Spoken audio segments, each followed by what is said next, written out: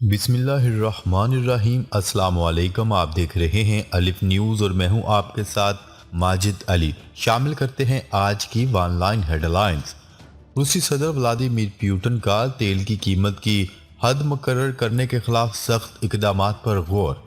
روس نے یورپی یونین اور G7 ممالک کی جانب سے روسی تیل کی زیادہ سے زیادہ قیمت فی بیرل $60 مقرر کرنے کو مسترد کر دیا۔ عالمی خبرساں ادارے کی رپورٹ کے مطابق روسی صدر ولادیمیر پیوٹن نے مغربی ممالک کی جانب سے روسی تیل کی زیادہ سے زیادہ قیمت کی حد مقرر کرنے پر سخت اقدامات پر غور کرنا شروع کر دیا۔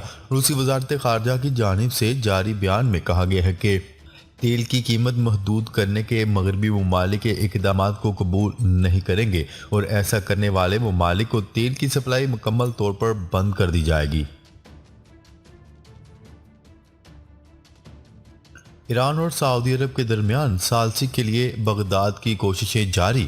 عراق کے ایک رکن پارلیمنٹ نے گزشتہ ہفتے ملک کے وزیر اعظم کے حالیہ تہران دورے کی اہم کامیابی کا ذکر کرتے ہوئے ریاض اور تہران کے درمیان ثالثی کے لیے بغداد کی کوششوں کو جاری رکھنے کی خبر دی ہے۔ عراقی پارلیمنٹ میں قانون کی حکمرانی کے اتحاد کے نمائندے نے عراق کی وزیر اعظم کے گزشتہ ہفتے کے دورہ ایران کی اہم کامیابیوں کا ذکر کرتے ہوئے کہا ہے کہ وزیر اعظم نے اپنے سفر میں ایران اور سعودی عرب کے درمیان مسلسل ہم آہنگی کی اہمیت پر زور دیا اور اس سلسلے میں عراق کی کوششوں کے فریم ورک پر تاکید کی۔ اوپیک پلس تیل کی موجودہ پیداوار کی پالیسی کو برقرار رکھنے پر متفق۔ اوپیک پلس نے اتوار کو ایک اجلاس میں تیل کی پیداوار کے موجودہ اہداف کو برقرار رکھنے پر اتفاق کیا ہے۔ اوپیک پلس کے ذرائع نے روئٹرز کو بتایا کیونکہ تیل کی مارکیٹوں کو چین کی سست معیشت کے اثرات کا اندازہ کرنے کے لیے جدوجہد کرنا پڑ رہی ہے اور روسی تیل کی رسد پر گروپ 7 نے قدغن لگا دی ہے۔ اوپیک پلس کا یہ فیصلہ G7 کے ممالک کی جانب سے روسی تیل کی قیمتوں کی حد مقرر کرنے پر اتفاق کے 2 روز بعد سامنے آیا ہے۔ ایران کی اجازت کے بغیر خلیج فارس میں پرندہ بھی پر نہیں مار سکتا۔ ایرانی جنرل نے بڑا بیان جاری کر دیا۔ ایران کی مسلح افواج کے chief of staff brigadier general Mohammad Baqir نے ایران کے جنوبی شہر بوشہر کے ایئر بیس کا معائنہ کرتے ہوئے کہا کہ خلیج فارس کے شمالی حصے کی سلامتی کی ذمہ داری اسلامی جمہوریہ ایران کے ذمہ ہے، جسے ہماری افواج نے پوری طرح سے یقینی بنایا ہے۔ جنرل محمد باقر کا کہنا تھا کہ ہماری بحریہ اور فضائیہ 24 گھنٹے گشت لگا کر ایران کی آبی حدود کی حفاظت کر رہی ہے۔ انہوں نے کہا کہ غیر علاقائی طاقتوں کے بڑے بحری بیڑے کی خلیج فارس اور آبنائے ہرمز میں موجودگی بھی بہت کم ہو گئی ہے، جو علاقے کے پرامن ہونے اور اسلامی جمہوریہ ایران کے استحکام کا مبولتا ثبوت ہے۔ یورپی یونین کا فلسطین میں اسرائیلی فوج کے ہاتھوں ہلاکتوں پر اظہار تشویش۔ یورپی یونین نے فلسطینی مغربی کنارے میں اسرائیلی سیکیورٹی فورسز کی جانب سے لوگوں کو ہلاک کرنے کے واقعات پر شدید تشویش کا اظہار کر دیا۔ برسلز میں جاری اپنے ایک بیان میں یورپین خارجہ امور کے سربراہ جوزف بوریل کا کہنا تھا کہ یورپین یونین کو مقبوضہ مغربی کنارے میں تشدد کی بڑھتی ہوئی سطح پر گہری تشویش ہے۔ ایران میں مظاہرین نے آج سے 3 روزہ معاشی ہڑتال کی کال دے دی۔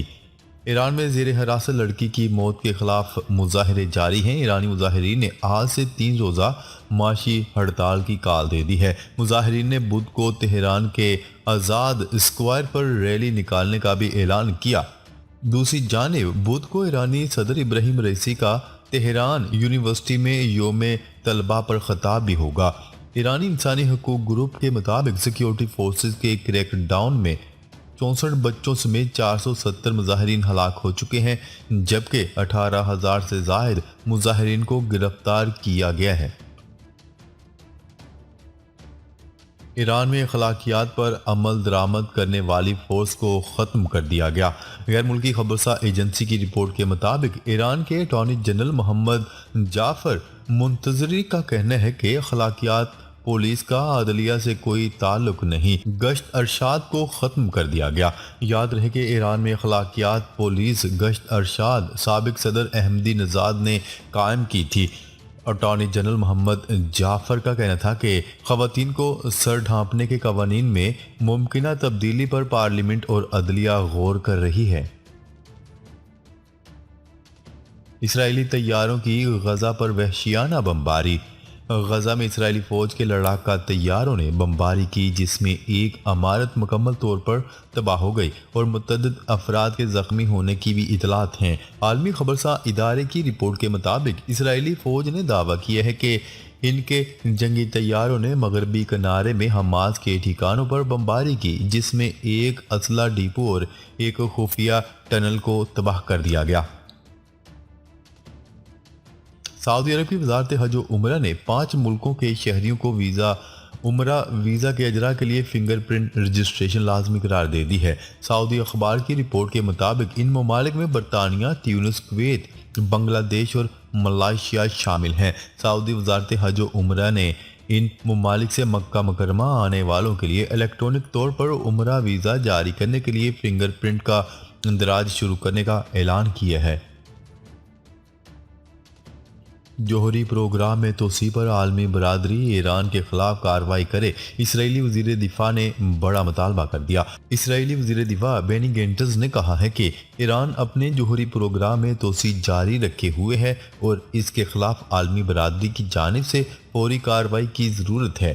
جرمن نشریاتی ادارے کی رپورٹ کے مطابق بینی گینٹز نے اپنے ٹویٹ میں مزید کہا کہ ایران نے اپنی جوہری صلاحیتوں میں اضافہ جاری رکھنے کا فیصلہ کیا تو وہ 2 ہفتے کے اندر 90% تک یورینیم افزودہ کر سکتا ہے۔ اسرائیلی وزیر دفاع کا کہنا تھا کہ ایران کے ان اقدامات کے خلاف اتحاد اور طاقت کا مظاہرہ کرنے کی ضرورت ہے۔ مغربی کنارے اور مقبوضہ بیت المقدس کے عوام کو کبھی تنہا نہیں چھوڑیں گے۔ حماس کے رہنما اسماعیل رضوان نے کہا ہے کہ مغربی کنارے اور مقبوضہ بیت المقدس اسرائیلی مظالم کی اس تازہ یلغار میں بھی تنہا نہیں چھوڑیں گے۔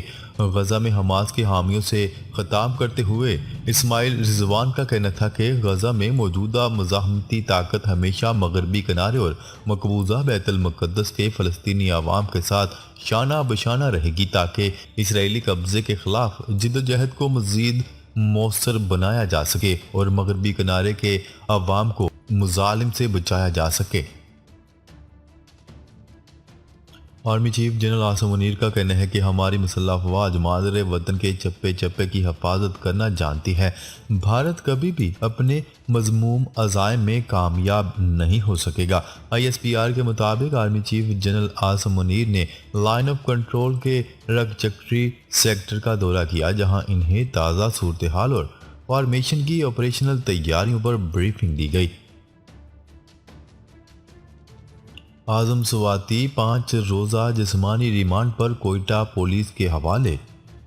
سینیٹر اعظم سواتی کو کوئٹہ عدالت میں ڈیوٹی مجسٹریٹ کے سامنے پیش کیا گیا۔ اعظم سواتی کو کچہری کے پچھلے گیٹ سے عدالت لایا گیا۔ عدالت نے اعظم سواتی کو 5 روزہ ریمانڈ پر پولیس کے حوالے کر دیا۔ پولیس کی جانب سے 10 روزہ جسمانی ریمانڈ کی استدعا کی گئی تھی۔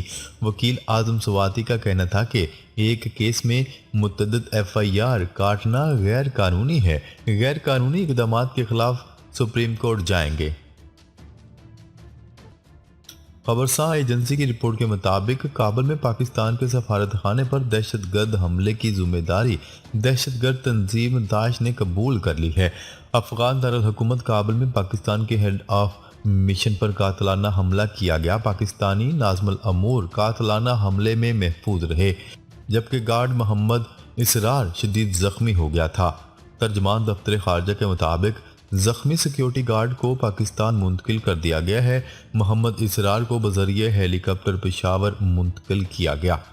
ناظرین، اب تک کے لیے اتنا ہی۔ مزید خبریں لے کر بہت جلد آپ کی خدمت میں حاضر ہوں گے۔ تب تک کے لیے اپنا خیال رکھیے گا۔ اللہ نگہبان۔